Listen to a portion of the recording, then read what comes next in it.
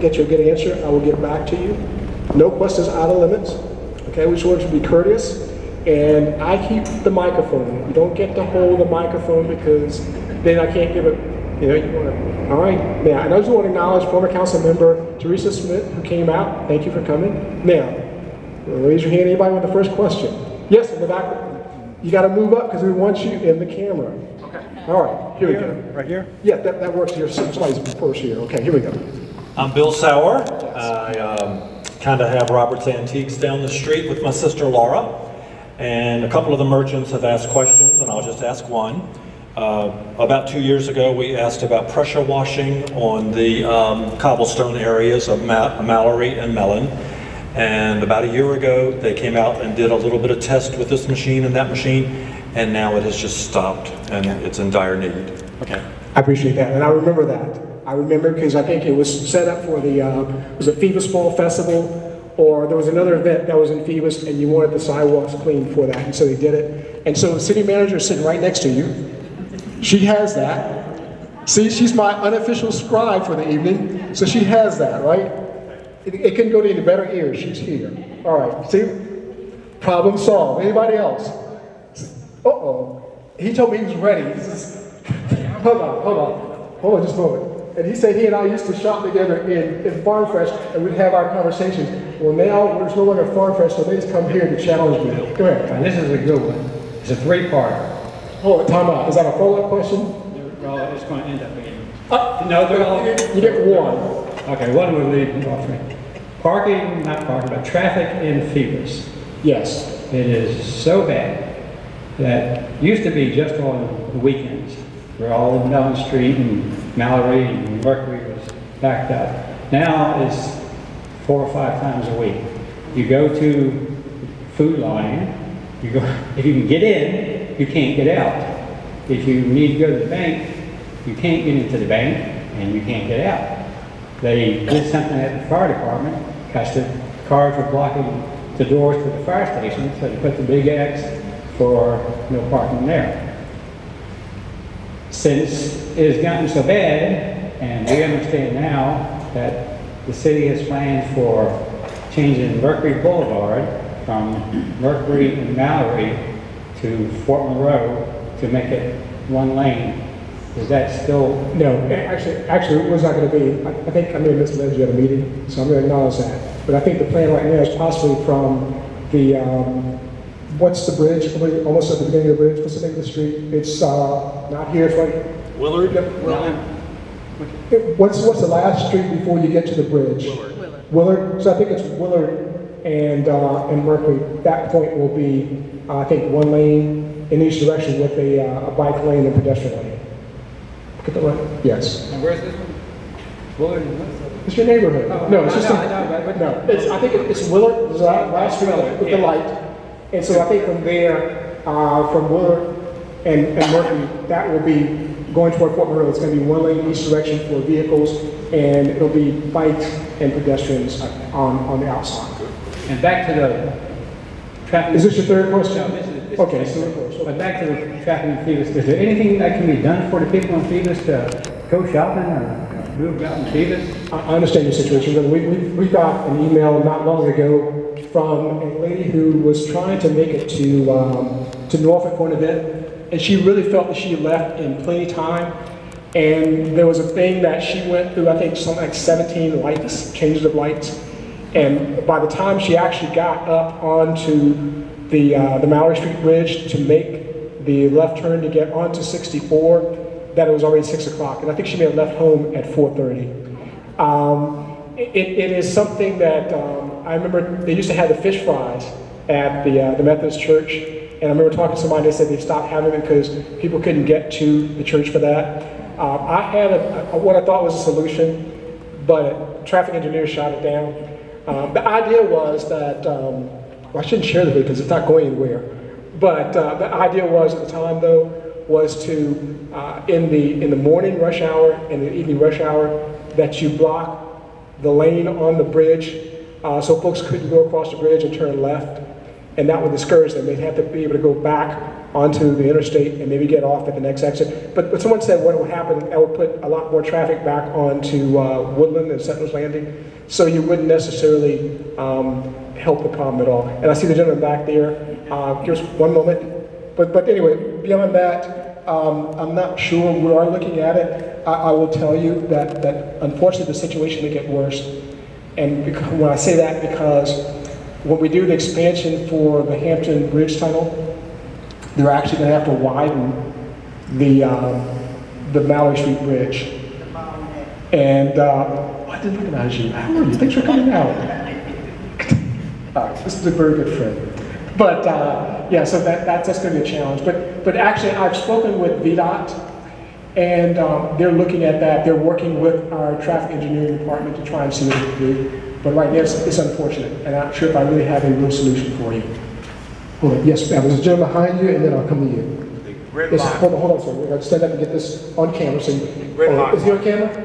All right, look right there, okay? You might see my picture in the folks' dog. Okay, you see we're criminals. Okay, hold on. The gridlock right now is the intersections are blocked. Yes. Howard and Mallard, as you go over to Bolivia, people block the intersection. So if the gridlock happens because nobody can get across if they want to get out of the gridlock, same way down at Mallard and Mallard. Somebody inadvertently with 2 cars go there, nobody can go. Same way at County Street. When they block those intersections, it's a pure gridlock. Sure, I understand that. And there was one Friday afternoon I made the decision I wanted to go to McDonald's and get a tea. Worst decision I made in my life, because I went up Libby and I was just waiting. And Chief, put your hand in your ears. I kind of went on the inside lane of people, and then U-turned and parked by the tomato place, got out and walked, got my tea and got back in my car. It's a challenge. In August, $250 fine to block. Okay.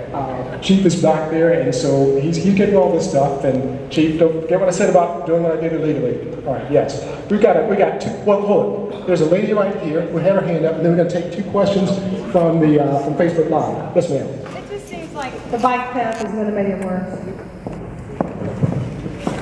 No, actually, I think we've done traffic studies about the amount of traffic on the bridge, and I think actually it won't have a real negative effect on it. I really think that we've thought it through, and it'll be a positive thing for it. Part of the thing is, and I didn't read it yet, but you have it here, I think, in the handout. One of the things we're finding is that when people start choosing places to live, they want to live in cool places, and millennials in particular. And if you go into many of your I won't say maybe your large cities, because actually small cities. I spent 2 days up in Silver Spring area for a conference, for a conference. And almost all around that area, and of course it's a newer city than we are, but you will find bike lanes almost throughout that area.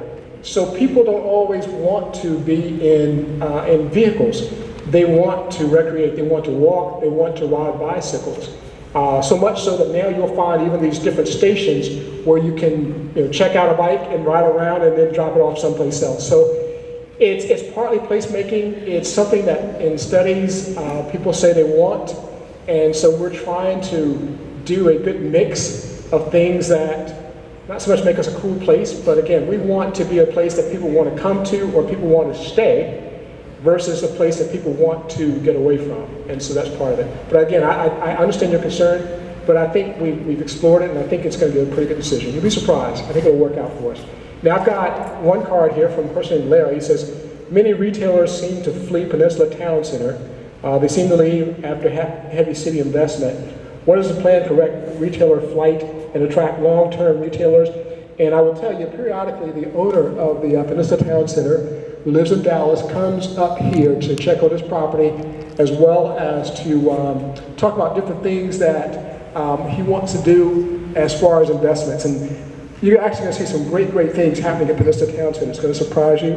But he, again, wants to make it a jewel of the region. That said, the whole concept of retail has changed. It's not what it used to be, and so now what used to be your shopping malls and your town centers have become kind of like they've actually had to morph into something more than that. So they're almost like entertainment centers. So yes, you can shop, but for the most part, you're going to go there and maybe there's a lifestyle. You may live there. You'll find lots of places to eat and entertainment places. And so our challenge here, he says, is the inability of some of the businesses that are in inner areas for people to realize they're there. So that's an advertising issue that actually has to be worked out with the other folks in the Coliseum Central, they call it Business Improvement District, so it's Coliseum Central BID. They have rules that govern signage. And so we're trying to look and see what we can do to change some of the things that kind of, that are challenges for him. The other thing is that the layout of the center, he says there's a lot of parallel parking, and some people don't parallel park too well. And so he's looking at trying to change, again, the parking. And those things aren't things you think they'd be simple for him to do, but you've also got concerns about the turning radius of fire trucks, emergency vehicles. And then the other thing is that part of what the Peninsula Town Center, the infrastructure, was financed through bonds that an authority called the Coliseum CDA, is the Coliseum Community Development Authority, purchased. And so when he talks about making changes to infrastructure, there is a body that he has to get the approvals. He called it bureaucracy, but it's bureaucracy that was put in place to kind of protect us as investors in the infrastructure. So that's kind of the challenge there. But he's doing his best to try and bring in businesses that he thinks, first of all, people will want to see. I know, again, there's a long-winded way of answering that question, but I had a conversation about, I think a month or so ago, with the mayor of Suffolk, who said that she was going to Virginia Beach to shop at 2 stores, and they escaped me. And someone told her that those shops are at Peninsula Town Center. So she now comes here and she tells her friends that those shops are there. So she said the last time she was there, she spent something like $400 in that store. So that's a positive. But yeah, the face of retail is changing. And so those owners of those centers have to kind of change with it. And I don't know, I mean, when I was probably in my mid-20s to 30s, I used to work at Howard University in Washington, and there were lots and lots of men's stores. Lots of men's stores. Now I think you're down to pretty much 2. And so again, the whole face of retail and stuff is changing. I'm not sure it is for women, but I think even that's changed. And so many people are ordering online that it's difficult. So your retail stores now almost have to have an online presence and be kind of a showroom for people to walk in, see what they might want to purchase, and then go buy it online. That's kind of what's happening, and it's changing. Now the other question is from Eric, and it says, are there plans to prevent the sand from blocking in the salt ponds? We dredge, but can we do something that prevents the silting? And yes, we are actually working on a solution for that. We should probably have done some homework, but I think there's some money in this year's budget for it, and also in future budgets to do a permanent fix. I think there will be a regular dredge in 2019 or 2020, but then there will be some efforts to repair the jetties that are the ones that cause the sand to gather and fill in. So we are actually working on a permanent solution because we feel that long term it costs us more. The cost of dredging has gone up. So with the cost of dredging going up, it now becomes more cost effective to try and come up with a long-term solution, so we're going to do that.